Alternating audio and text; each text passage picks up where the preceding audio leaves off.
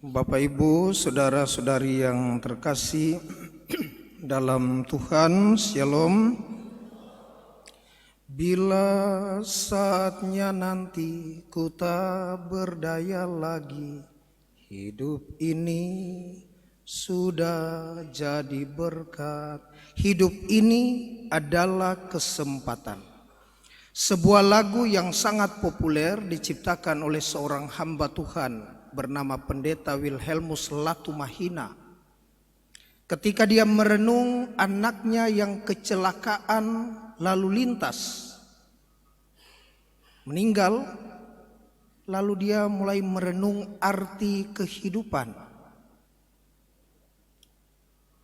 Bahwa kehidupan harusnya bertumbuh, bahwa kehidupan harusnya menjadi berkat, dan bahwa kehidupan harusnya dipakai benar-benar sebagai kesempatan untuk berbuah.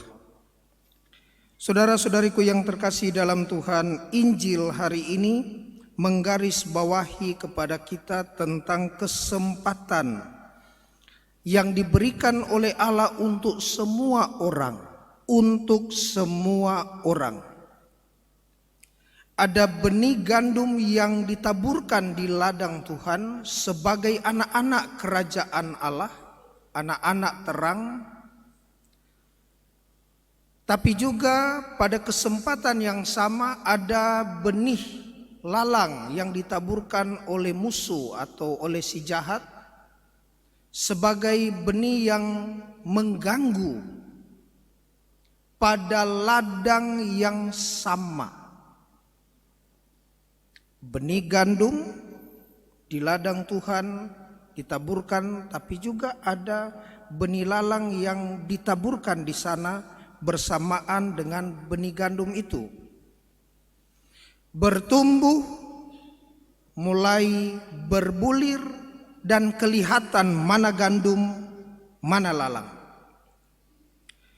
Pada saat para penuai, para pekerja, yakni malaikat, para penuai mau pergi untuk mencabuti lalang, justru anak manusia yakni Kristus sendiri yang menaburkan benih kebaikan itu melarang, jangan kau cabut.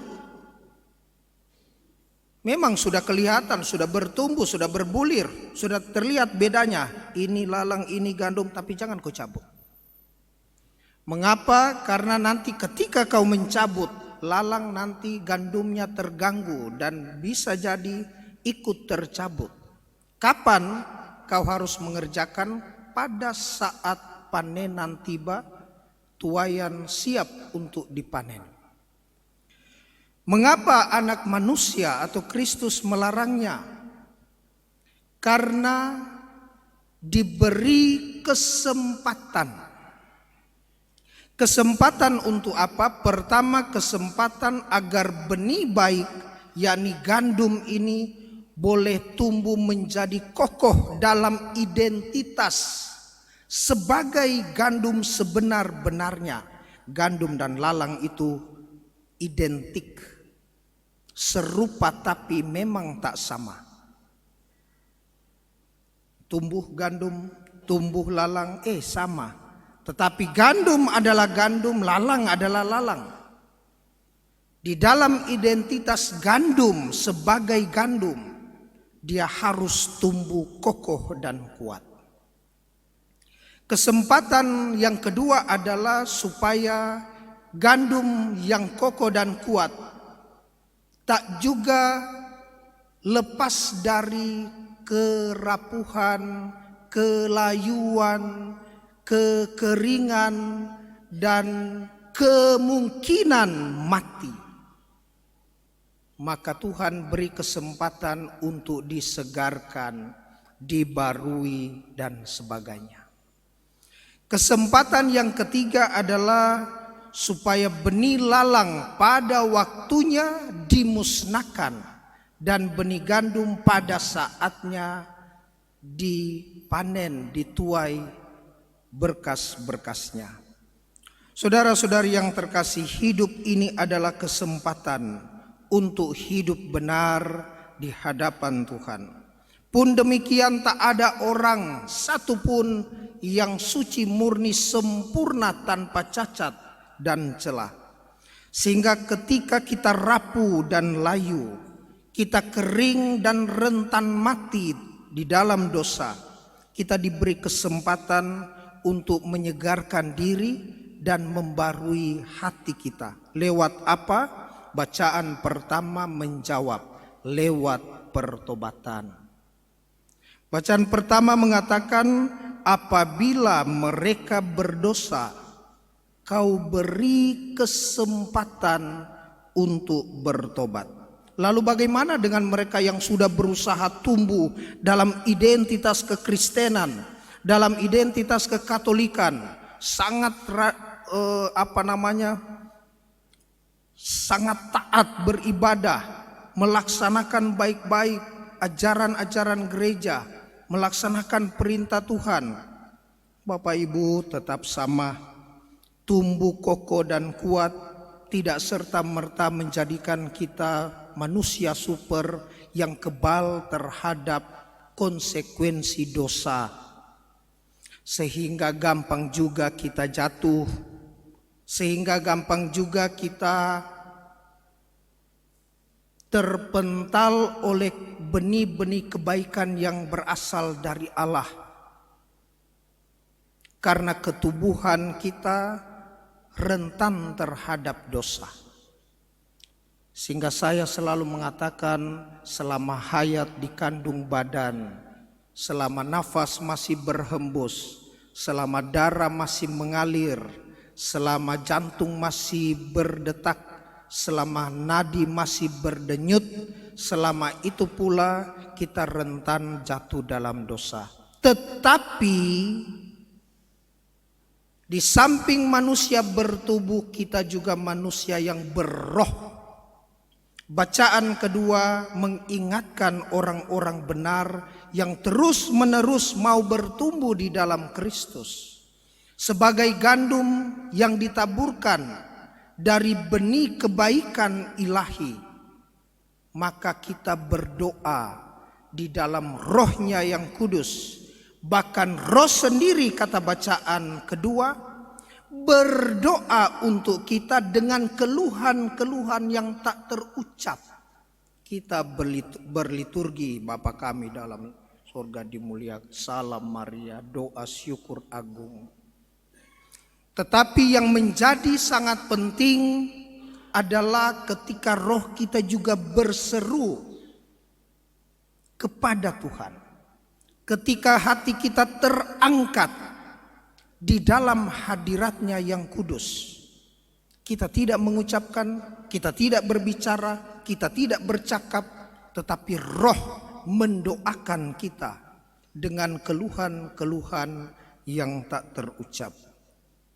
Saudara-saudariku yang terkasih dalam Tuhan, kesempatan di hadapan kemungkinan erat kaitannya dan tak terpisah. Mungkin ini, mungkin itu, mungkin A, mungkin B, mungkin C, mungkin D. Hidup sebagai kesempatan, tetapi di hadapan kemungkinan, karena ada begitu banyak pilihan yang harus kita tentu putuskan, maka kepastian menjadi sungguh-sungguh kuat ketika pilihan itu sudah diputuskan. Sebelum diputuskan, kemungkinan menjadi kemungkinan dan tidak pasti. Saya mungkin masuk jam 5 mideh. Tetapi ketika memutuskan masuk misa jam 5, itu adalah kepastian di hadapan keputusan. Kemungkinan besok ada acara ibadah di rukun. Kemungkinan saya hadir dalam ibadah itu. Mungkin datang Bu ya. Oh iya nanti Pi. Sinampe Pi. Sebentar dia sudah jam 7, jam 5 dibilang oh nanti. tetapi menjadi pasti ketika kakinya bergerak melangkah ke tempat ibadah rukun. Sebelum melangkah ini masuk dalam kemungkinan ketika ada kesempatan. Kesempatan erat kaitannya dengan kemungkinan, tetapi kemungkinan menjadi kepastian ketika ada aksi. Orang berjalan, bergerak, melakukan. Sehingga kesempatan tidak lari dari pertumbuh kembangan gandum Kristiani kita. Kalau sudah tidak ada kesempatan, tidak akan ada kemungkinan. Kalau tidak ada kemungkinan, yang akan ada adalah penyesalan. Memutuskan bagaimana, tidak ada lagi kemungkinan. Mungkin putuskan A, mungkin putuskan B, tidak ada lagi. 5 tahun yang lalu, 2017, Jumat pertama bulan Oktober, saya mengingatkan umat paroki Mamajang. Waktu itu saya misa pertama kali di Mamajang pada Jumat pertama, bahwa hidup ini berhadapan dengan 2 kemungkinan. Jika Anda hidup sekarang, ada 2 kemungkinan. Anda sehat atau Anda sakit. Jika Anda sehat, tidak usah pusing-pusing. Tetapi jika Anda sakit, ada 2 kemungkinan. Anda sakit berat atau Anda sakit ringan. Kalau Anda sakit ringan, tidak usah pusing-pusing. Tetapi kalau Anda sakit berat, ada 2 kemungkinan. Anda hidup atau Anda mati. Kalau Anda hidup, tidak usah pusing-pusing. Tetapi ketika Anda mati, ada 2 kemungkinan. Anda masuk surga atau Anda masuk neraka. Kalau Anda masuk surga, tidak usah pusing-pusing. Tetapi kalau Anda masuk surga, Anda terlambat untuk pusing-pusing, karena tidak ada lagi kesempatan untuk bertobat. Semoga demikian.